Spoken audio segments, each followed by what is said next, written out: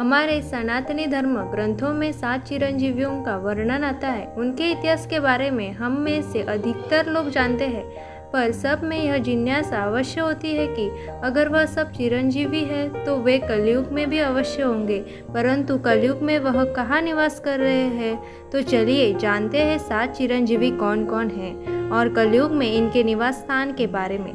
परशुराम जी। एक समय जब क्रोध में भरे उनके पिता जमदग्नि ऋषि ने परशुराम जी से उनकी माता का वध करने को कहा था, तब परशुराम जी ने फरसा लेकर उसी क्षण माता का मस्तक काट डाला। इससे महात्मा जमदग्नि का क्रोध सहसा शांत हो गया और उन्होंने प्रसन्न होकर परशुराम जी से कुछ भी मांगने को कहा था। तब परशुराम जी ने मांगा था कि युद्ध में मेरा सामना करने वाला कोई ना हो और मैं बड़ी आयु प्राप्त करूं। जमदग्नि ऋषि से ही उन्हें चिरंजीवी होने का वर प्राप्त हुआ था। रामायण काल में श्री राम ने परशुराम जी की संपूर्ण तपस्वी योग्यता भंग कर दी थी और उनसे विष्णु तत्व भी छीन लिया था। उसके उपरांत वह श्री राम की आज्ञा लेकर महेंद्र पर्वत पर तपस्या करने चले गए थे। महाभारत काल में भी उनका निवास महेंद्र पर्वत में ही था और कलयुग में भी वह महेंद्र पर्वत पर ही है। भगवान विष्णु के अंतिम अवतार भगवान कल्कि के उपदेशक के रूप में वह पुनः उपस्थित होंगे। राजा बलि। असुरों के राजा बलि अपार शक्तियों के स्वामी लेकिन धर्मात्मा है। एक बार राजा बलि बहुत बड़ा यज्ञ कर रहे थे। यह यज्ञ असीम शक्तियों की प्राप्ति के लिए था। सभी देवता इस यज्ञ से चिंतित हो उठे। तब भगवान विष्णु के अवतार वामन ब्राह्मण वेश में वहां दान लेने पहुँचे। वामन के दान मांगने पर उनको 3 पग भूमि दान में दे दी।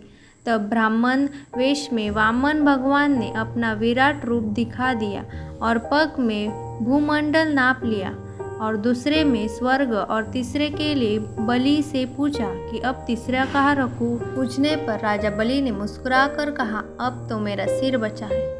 इस प्रकार विष्णु भगवान ने उसके सिर पर तीसरा पैर रख दिया। देवी भागवत के अनुसार उसकी भक्ति से प्रसन्न होकर भगवान विष्णु ने उन्हें पाताल में सुतर लोक में बसाया था, जिससे इंद्र आदि देवता भी नहीं पा सकते।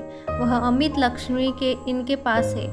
इस समय सुतरलोक में बलि का अधिपत्य है। वे अब भी सुतरलोक में विराजमान है। कलयुग के अंत तक वह इसी लोक में रहेंगे और आने वाले मनवंतर में वे श्री विष्णु जी की कृपा से इंद्र बनेंगे। हनुमान जी। बजरंगबली ऊर्जा के प्रतीक माने जाते हैं। इनकी आराधना से बल, कीर्ति, आरोग्य और निर्भीकता बढ़ती है। हनुमान जी कालजयी चिरंजीवी देवता है। हनुमान जी कहाँ रहते हैं, इस बात का वर्णन महाभारत के वन पर्व अध्याय 151 में मिलता है। इसके अनुसार जब भीमसेन द्रौपदी के लिए सुगंधित कमल लेने के लिए गंधमादन पर्वत पर गए, तब वहां उनकी भेंट हनुमान जी से हुई, जो उस समय वहां कदली वन में ही रहते थे। हनुमान जी ने यह सोचकर कि भीमसेना इसी मार्ग से स्वर्गलोक की ओर ना चले जाए, वहां हनुमान जी उनकी राह रोकी थी। इसके उपरांत श्री हनुमान और भीमसेन का संवाद हुआ। हनुमान जी ने भीमसेन को अपने विशाल रूप का दर्शन दिया था और चारों युगों के धर्मों का वर्णन भी किया। जब भीमसेन वहां से विदा लेने लगे, तब हनुमान जी बोले, वीर, अब तुम अपने निवास स्थान पर जाओ। बातचीत के प्रसंग में कभी मेरा भी स्मरण करते रहना। पुरुषश्रेष्ठ इस स्थान पर रहता हूँ, यह बात कभी किसी से ना कहना।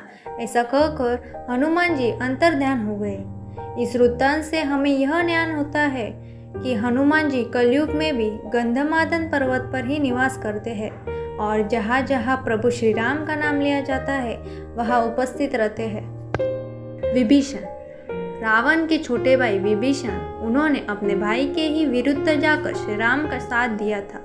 उन्हें वहां नैतिकता और धार्मिकता बनाए रखने और दुनिया भर के लोगों को धर्म का मार्गदर्शन करने के लिए इस महायुग के अंत तक जीवित रहने का वरदान प्राप्त हुआ था। उनके रामायण काल के बाद भी जीवित होने का प्रमाण हमें महाभारत में भी मिलता है। युधिष्ठिर के राजसूय यज्ञ के दौरान सहदेव विभीषण से मिले थे और विभीषण ने सहदेव को उपहार भी दिए थे। यह बात तो निश्चित है कि अगर वे द्वापर युग में भी जीवित थे तो कलयुग में भी मौजूद है, परंतु इस बात का वर्णन किसी भी प्रामाणिक हिंदू ग्रंथ में हमें नहीं मिला। हो सकता है वह किसी दूसरे आयम में हो। अश्वत्थामा। महाभारत में गुरु द्रोण पुत्र अश्वत्थामा को श्री कृष्णा से कलापन तक भटकने का श्राप मिला था। अश्वत्थामा का अंतिम बार उल्लेख उनके काम्यक वन व्यास जी के आश्रम में होने का किया गया है। बाकी उन पर कई किस्से, कहानियां और लोक कथाएं प्रचलित है कि उन्हें विभिन्न स्थानों पर देखा गया है, पर हम इस बात की पुष्टि नहीं करते क्योंकि हमें कोई प्रमाण नहीं मिला। विष्णु पुराण के अंश 3 अध्याय 2 के अनुसार 8वें मनवंतर में दीप्तिमान, गालव, राम, कृपाचार्य, अश्वत्थामा, व्यास जी और ऋष्यशृंग यह सब सप्त ऋषि होंगे, जिससे यह साबित होता है कि अश्वत्थामा आज भी जीवित है। कृपाचार्य। महाभारत में कृपाचार्य को भी अश्वत्थामा की तरह अमर बताया गया है। यह कौरवों और पांडवों के कुलगुरु थे। इनकी बहन का नाम कृपी था, जिसका विवाह द्रोणाचार्य से हुआ था, इसलिए यह अश्वत्थामा के मामा है। महाभारत युद्ध में कृपाचार्य ने कौरवों का साथ देते हुए पांडवों के विरुद्ध युद्ध किया था। ऋषि वेद व्यास। व्यास जी ऋषि पाराशर और सत्यवती के पुत्र थे। बाद में सत्यवती ने शांतनु से विवाह किया था, जिनसे उनके 2 पुत्र हुए, चित्रांगद और विचित्रवीर्य।